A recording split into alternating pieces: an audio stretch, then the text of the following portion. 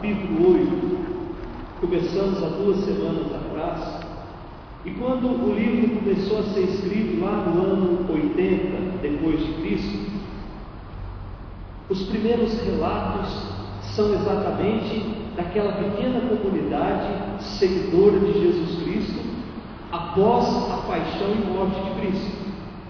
Portanto, uma comunidade com medo, uma comunidade ainda sem esperança, uma comunidade que vinha sendo perseguida, que vivia escondida.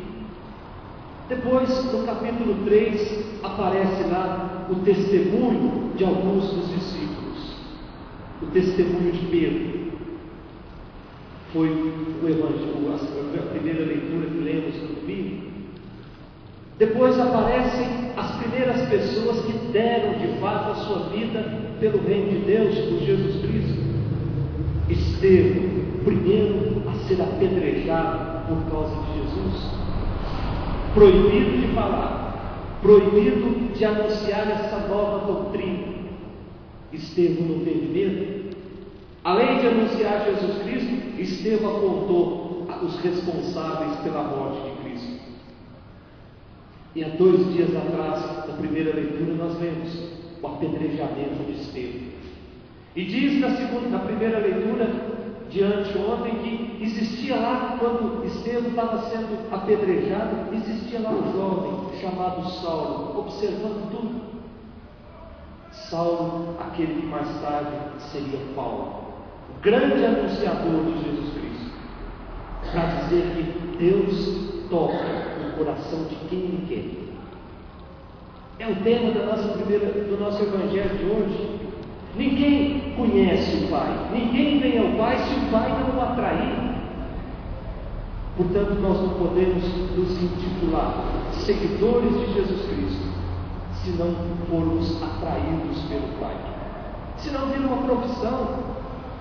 O Pai precisa tocar o nosso coração, o Pai precisa nos atrair, o Pai precisa nos fazer tomar gosto pelas coisas dele.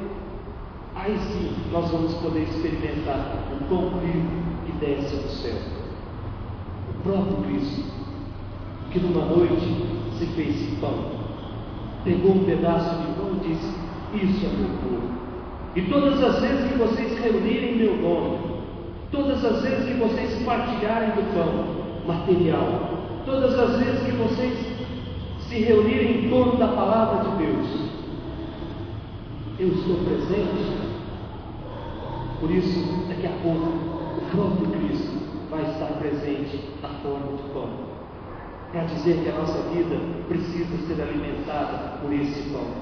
O mundo nos apresenta forças negativas que nos afastam de Deus, pecado. Mas todas as vezes que a nossa alma se alimenta desse pão, é como aquele soldado que vai para a guerra, mas vai cheio. A nossa alma precisa estar cheia, senão as forças do mal, as forças do pecado nos arrastam para lados contrários. Vamos pedir para Deus essa graça de sempre nos alimentarmos do pão vivo que desce do céu, mas também de assumirmos sempre o compromisso com esse pão que vem de Deus, o pão dos anjos. Louvado seja nosso Senhor Jesus Cristo, para sempre seja